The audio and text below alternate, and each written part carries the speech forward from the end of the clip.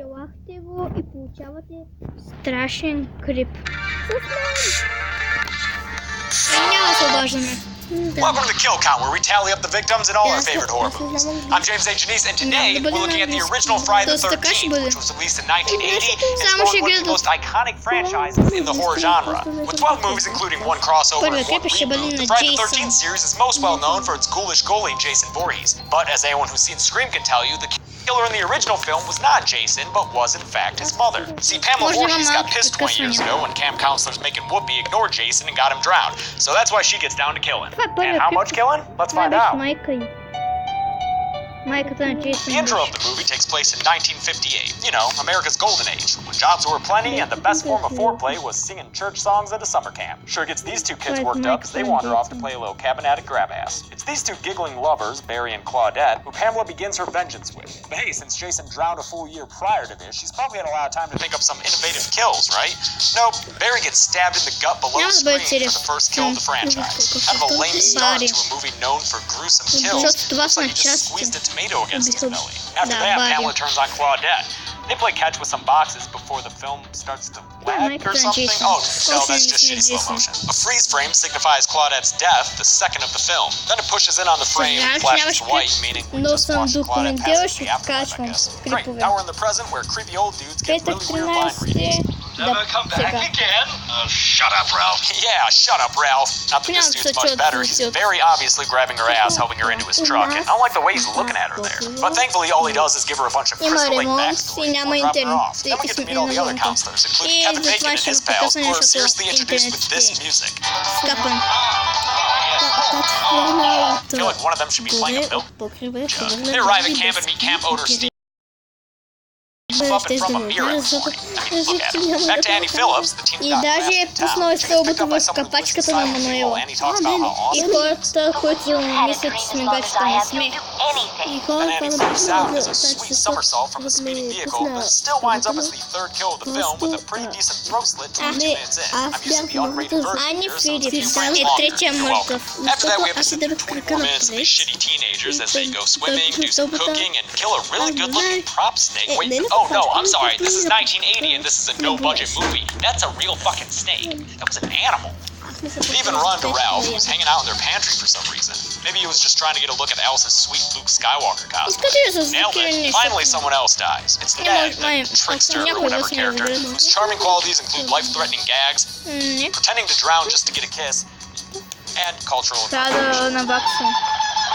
What the fuck?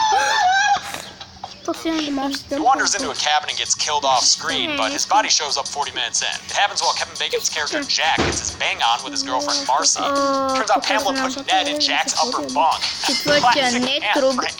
Kevin Bacon's gonna see his body and be like, dude, we're cock blocking. But actually Bacon doesn't see it, so instead of Ned's body, sexy times is cut short by a full bladder when Marcy leaves to pee. Jack takes the opportunity to smoke a joint, getting relaxed long enough for Pamela to grab his head and stick an arrow through his neck from below. It's a very iconic death, but I always laugh at the mental image of Pamela sliding her way under the bed. Whatever, ignore the logistics and just enjoy this death again. Good stuff, Thomas. Then we get 2 straight minutes of the Marcy Stanley Underpants party before she joins the big list with an axe to the head. Another truly fantastic kill. Where was this kind of makeup for those first 2 kills, guys? Meanwhile, there's been a game of strip Monopoly going on between Brenda, Bill, and Alice, but it gets shut down by Mother Nature. Where was Steve? Probably oiling himself up in the other room, right? Nah, he's back in town eating pancakes or something. Stuck in a diner because it's raining, or someone is just spraying a hose back and forth on that car, but let's pretend it's raining. Despite the stormy weather, Brenda gets lured outside by a creepy voice. Yeah, that'll break your reading concentration. She wanders outside and ends up looking like a creepy wet porcelain doll on the archery range. Cut away to scream means she's probably getting killed, but we'll wait for confirmation before we add her to kill count. Don't worry, we get an on-screen kill soon enough when Steve Christie heads back to camp and gets stabbed below screen? What? What the hell, Friday the 13th? I thought we were in for some gruesome kills. I mean, I understand the first 2, you want to set a false sense of security or whatever, but come on. Body Oil Steve was just asking for a gruesome kill. At this point, it's down to final girl Alice Hardy and her kinda but not really love interest Bill Brown. They separate, but they're reunited when Alice opens the door and finds Billy Boy pinned to the door with arrows. I don't know if he got shot against that door or if he was killed and then pinned up to it like a list of grievances, but either way, it's a memorable kill. Then, for whatever reason, Mrs. Voorhees chucks Brenda's body through the window like a brick with a warning on it. She's got like holes in Brenda her and Jones. a rope around her. I don't know. I'm honestly just distracted by the actress moving around there. It's after all this that Alice finally meets Mrs. Voorhees face to face. Well, I'm Mrs. Voorhees. Pamela gives the whole spiel about irresponsible camp counselors and such, and then a 10-minute chase ensues, complete with Chinatown-like slapping, extreme close-ups on Betsy Palmer's teeth, and a full-on hit to the crotch. Ouch. It all comes to a head on the beach when Alice picks up the machete, charges at Mrs. Voorhees full speed, and straight up decapitates her. It's another iconic kill in a movie with plenty of them. The hands in the air gesturing, "Why, God, why?" are just the cherry on top.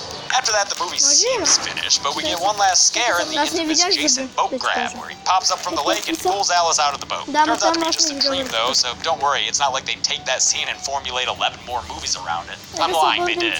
But right now we're still focused on the first movie, so let's break this shit down and do the numbers.